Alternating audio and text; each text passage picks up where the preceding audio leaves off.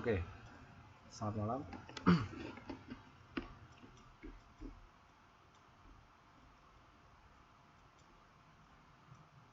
Ya, saya buka.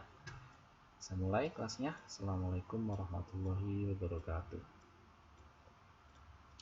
Selamat malam, selamat ketemu lagi dengan saya di sesi kedua kelas online setelah kelas bahasa Indonesia. Pada malam hari ini kita akan sama-sama belajar, sama-sama berdiskusi, dan sama-sama menimba ilmu bareng-bareng dengan mata pelajaran pendidikan keluarga negaraan. Ya, untuk PKN selama kurang lebih 40 menit ke depan atau 1 jam pelajaran, saya akan mencoba untuk menguraikan atau menjelaskan sebuah topik bahasan di mana topik ini masih meneruskan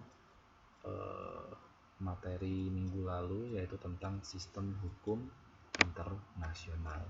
Untuk itu, mari sama-sama kita buka kelas kita pada malam hari ini dengan berdoa menurut keyakinan dan agama kita masing-masing, supaya apa yang akan kita pelajari pada kesempatan malam hari ini bisa berjalan dengan lancar, tertib, dan tanpa halangan suatu apapun. Untuk itu, mari kita buka kelas kita pada malam hari ini dengan berdoa menurut keyakinan dan agama kita masing-masing. Berdoa, saya persilahkan.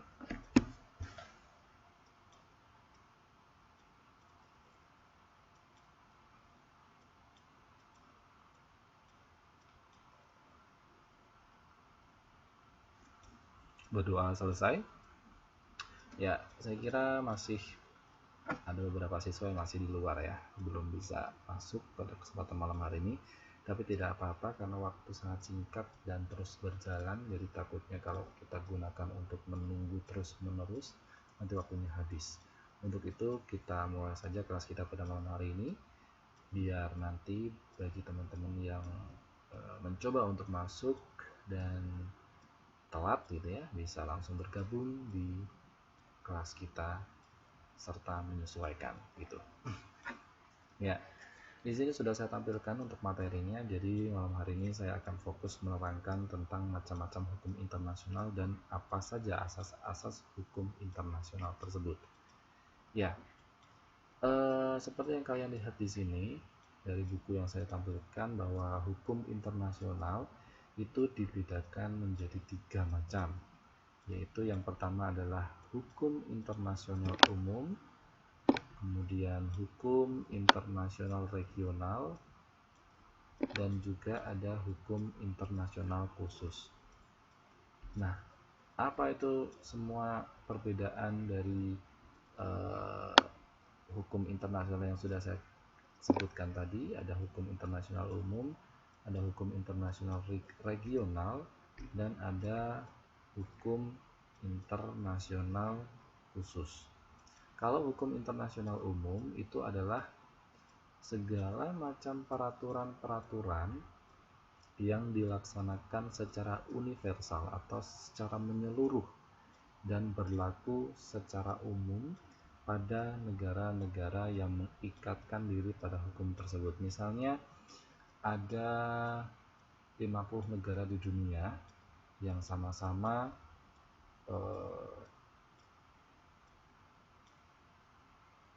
memiliki persetujuan atau sudah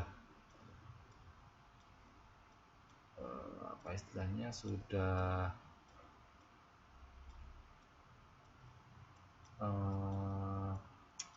apa ya bahasanya, kok susah ya jadinya.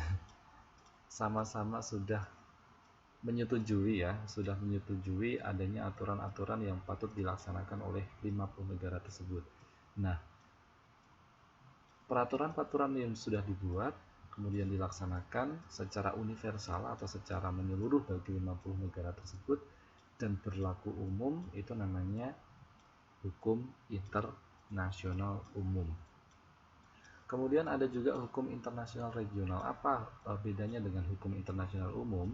Kalau hukum internasional regional itu merupakan peraturan-peraturan yang tumbuh dengan adanya hubungan antara negara yang terbatas pada lingkungan berlakunya.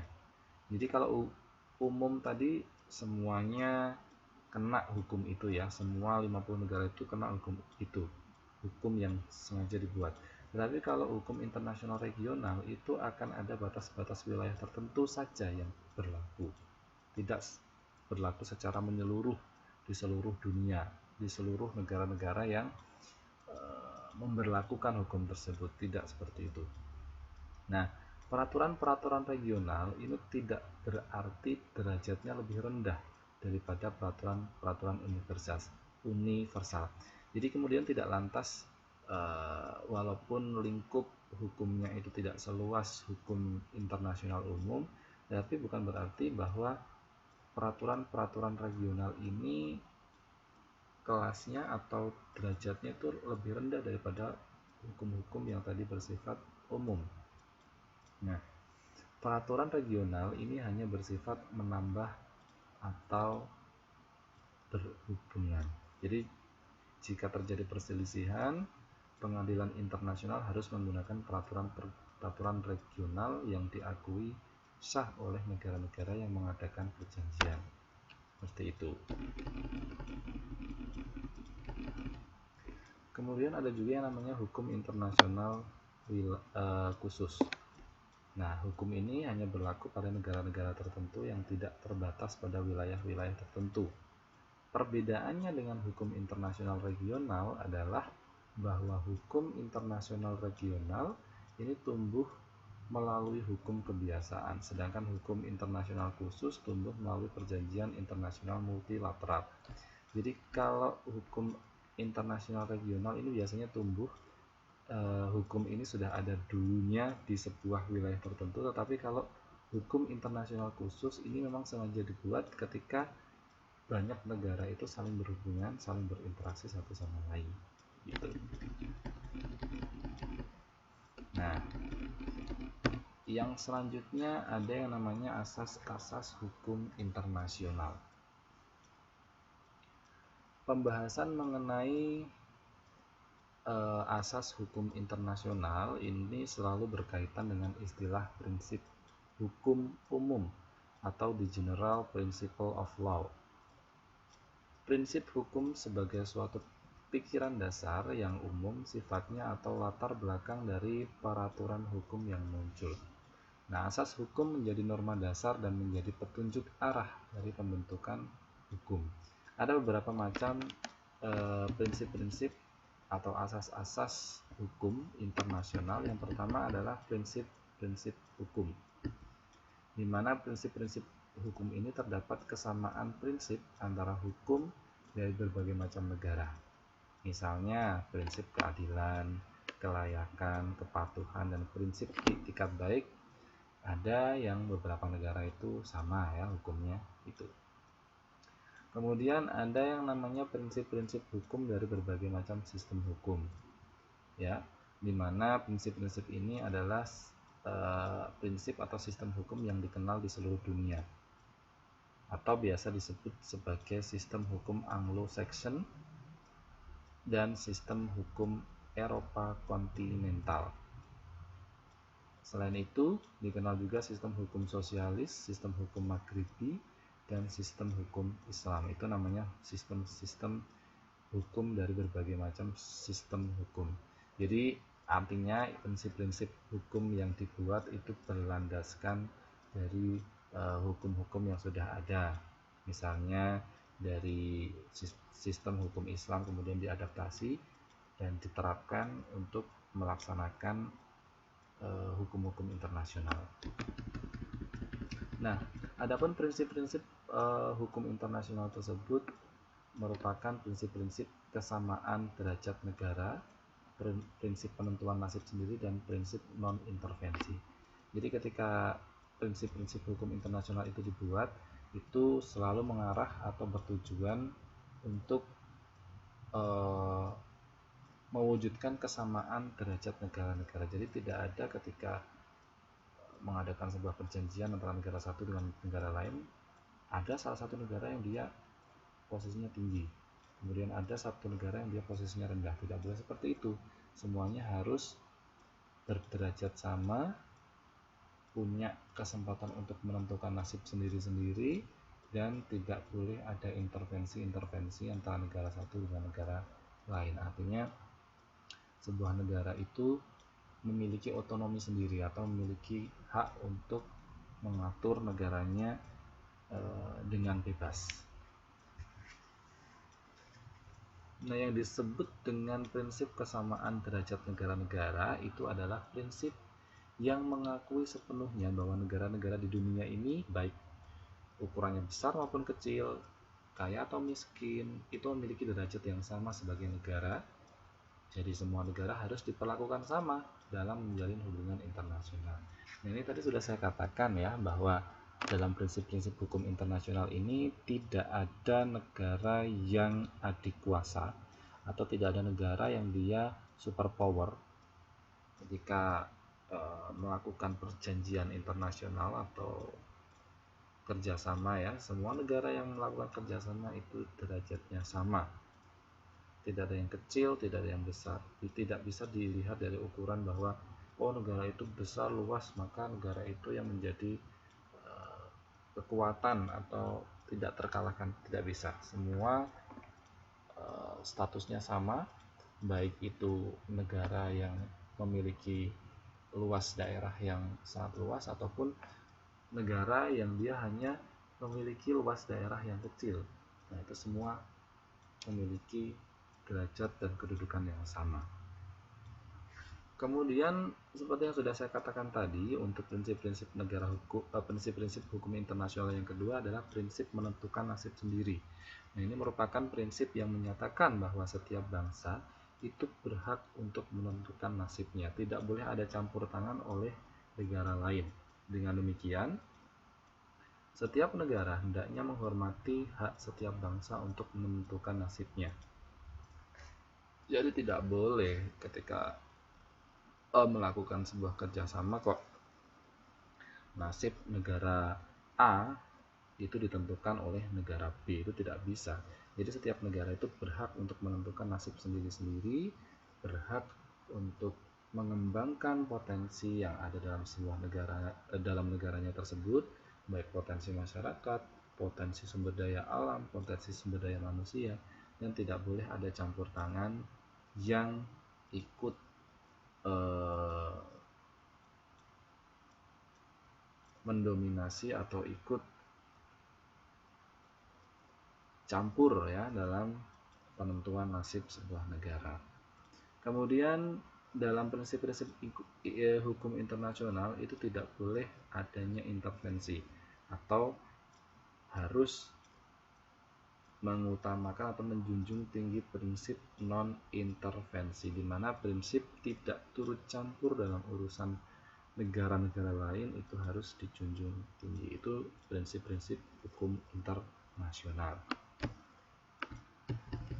Seperti yang sudah disebutkan dalam konsiderasi resolusi Majelis Hukum PBB nomor 2625 tahun 1970, ada 7 asas utama yang harus ditegakkan dalam praktek hukum internasional.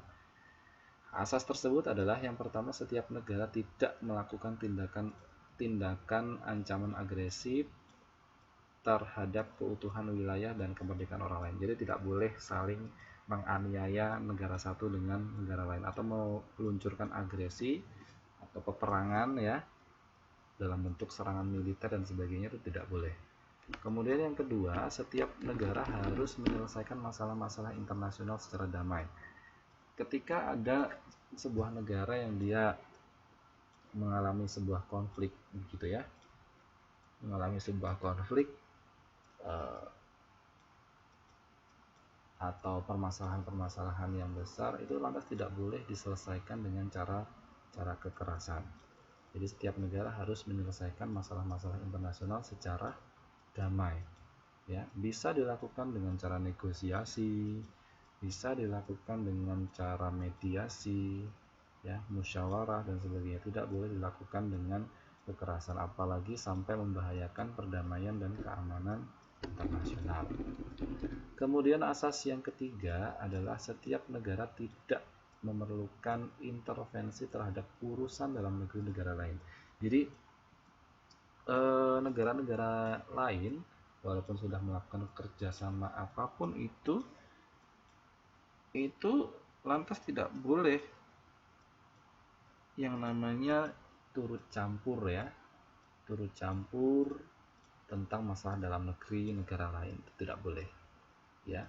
Nah, apabila ketahuan suatu negara mengintervensi atau melakukan ancaman terhadap negara lain, itu merupakan kejahatan dan hukum internasional dan harus ditindak hukum. Ini tuh sudah ada peraturan-peraturan yang diberlakukan. Kemudian asas yang keempat, negara-negara berkewajiban untuk menjalin kerjasama dengan negara lain berdasarkan pada piagam PBB. Jadi ketika negara A kok ingin melakukan kerjasama dengan negara B, itu harus sesuai atau harus mengikuti peraturan-peraturan yang sudah diatur dalam piagam PBB ya, seperti bekerja sama dalam mewujudkan hak asasi dan kebebasan internasional, kemudian bekerja sama untuk mewujudkan hak asasi, kebebasan manusia, dan melepaskan diri dari diskriminasi ras dan saling toleransi antar umat beragama. Kemudian yang selanjutnya juga bekerja sama dalam bidang ekonomi, sosial, teknik, kultural, dan perdagangan. Nah, selain itu, ketika tidak sesuai dengan aturan-aturan PBB yang tadi sudah saya katakan, itu sudah merupakan pelanggaran hukum internasional. Kemudian asas yang kelima, itu terdapat asas persamaan hak dan penentuan nasib sendiri. Jadi tiap-tiap bangsa ini memiliki hak untuk secara bebas menentukan nasibnya sendiri tanpa campur tangan orang lain. Jadi lagi-lagi ini disebutkan bahwa setiap negara itu tidak boleh mencampuri urusan negara lain walaupun mereka sudah terikat kerjasama gitu ya. Nah, bagaimana cara penerapan supaya negara tersebut tidak mencampuri urusan negara lain atau bisa menentukan nasib sendiri? Yang pertama adalah mempromosikan hubungan persahabatan dan kerjasama antar negara dan mengakhiri penjajahan dengan cepat. Ini adalah salah satu cara untuk mewujudkan persamaan hak dan penentuan nasib sendiri. Kemudian yang keenam, asasnya adalah terdapat asas persamaan kedaulatan dari negara. Jadi secara umum persamaan kedaulatan itu memiliki aspek-aspek yang banyak sekali ya. Yang pertama, setiap negara punya persamaan yudisial. Yang kedua, setiap negara memiliki hak penuh terhadap kedaulatan. Jadi tidak boleh itu negara lain itu mengaku-ngaku bahwa negara itu merupakan negara B misalnya itu merupakan bagian dari negara A, padahal secara ketentuan hukum tidak ada yang menuliskan bahwa negara B itu sebagian besar kepemilikannya adalah milik negara A. Tidak boleh. Kemudian setiap negara wajib menghormati kepribadian negara lain, jelas ya. Kemudian integritas teritorial dan kemerdekaan politik sebuah negara merupakan hal yang tidak dapat diganggu-gugat. Kemudian setiap negara berkewajiban untuk memenuhi kewajiban internasional dan hidup damai dengan negara lain. Nah, ini yang terakhir, asas yang ke-7, yaitu setiap negara harus dapat dipercaya dalam memenuhi kewajiban. Jadi tidak boleh ya ketika negara satu dengan negara yang lainnya itu saling bekerja sama, kemudian kok isinya suudon gitu ya, negative thinking, terus tidak percaya, ya tidak boleh. Jadi ketika sudah bekerja sama ya sudah, kita percayakan bahwa memang negara yang kita ajak kerjasama itu bisa mendatangkan hal positif dan bisa memajukan perdamaian, memajukan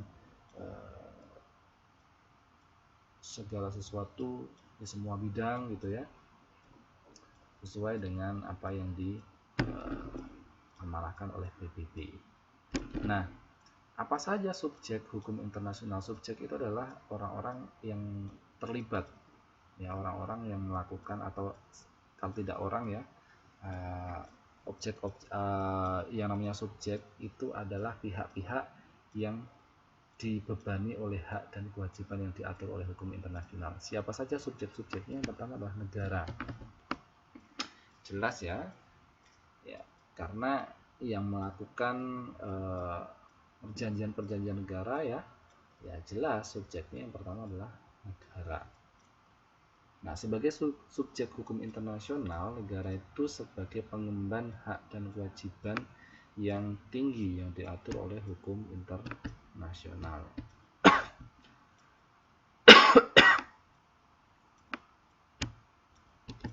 Kemudian subjek yang kedua itu adalah tahta suci. Tahta suci atau Vatikan ya, nama lainnya, sejak dulu merupakan subjek hukum internasional. Ternyata kiblatnya hukum internasional itu ada di Vatikan. Hal ini merupakan peninggalan sejarah masa lalu. Ya. Paus bukan hanya kepala gereja Roma, namun memiliki pula kekuasaan duniawi. Hingga saat ini, tahta suci memiliki perwakilan diplomatik di banyak ibu kota negara, termasuk di Jakarta. Ini salah satu hukum internasional saja ya. Sebenarnya hukum internasional itu banyak sekali. Ini salah satu yang dicontohkan adalah subjek atau pihak-pihak yang melakukan hubungan internasional adalah salah satunya tahta suci, di mana tahta suci ini memiliki subjek hukum internasional yang sangat luas di seluruh dunia, bahkan di Jakarta juga punya. Kemudian ada juga subjek hukum internasional Palang Merah Internasional, di mana Palang Merah Internasional ini diakui sebagai organisasi internasional yang memiliki kedudukan sebagai subjek hukum internasional meskipun dengan ruang lingkup yang terbatas. Palang Merah Internasional bukan merupakan subjek hukum internasional dalam arti yang penuh. Pengakuan Palang Merah Internasional sebagai subjek hukum internasional terjadi karena hal itu merupakan warisan sejarah. Jadi Red Cross ini memang sudah ada sejak dulu dan memang diturun-temurunkan. Kemudian subjek yang lain adalah organisasi internasional. Ini kedudukannya sebagai badan hukum internasional yang berkedudukan sebagai subjek hukum internasional dengan dibebaninya hak dan kewajiban yang diatur oleh hukum internasional. Seperti ada non-government organization, kemudian Greenpeace, Transparansi Internasional dan sebagainya. Itu namanya organisasi internasional. Jadi tadi ada macam-macam ya untuk subjeknya, ada negara, ada tahta suci, ada organisasi internasional, ada Palang Merah Internasional, dan yang terakhir adalah orang perseorangan atau individu.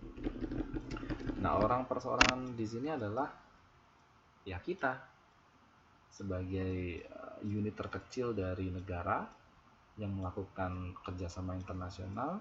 Kita orang perseorangan atau individu itu juga sebagai subjek atau pelaku dari pengemban hukum internasional.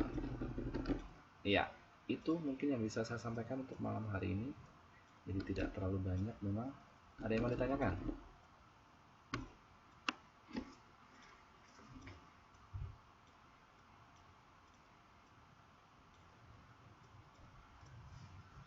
Kalau tidak ada yang ditanyakan, saya kira cukup yang bisa saya sampaikan teman-teman sekalian. Saya akan berikan bonus teman-teman sekalian untuk istirahat lebih cepat. Baik, saya kira itu yang bisa saya sampaikan. Kurang lebihnya mohon maaf. Mari kita tutup pertemuan pada malam hari ini dengan berdoa menurut keyakinan dan agama kita masing-masing. Berdoa, saya persilahkan. Berdoa selesai, kita akan ketemu lagi di pertemuan yang akan datang di kelas sosiologi. Mudah-mudahan kita masih diberikan kesempatan, kesehatan, dan waktu. Untuk itu, jaga kondisi kalian baik-baik. Masih summer ya. Biasanya banyak flu ini ya, banyak atau musim flu. Jaga kondisi, banyak minum air putih, istirahat teratur. Mudah-mudahan apa yang akan kalian kerjakan bisa diberikan kemudahan. Saya akhiri, wabillahi taufiq wal hidayah. Assalamualaikum warahmatullahi wabarakatuh dan selamat malam.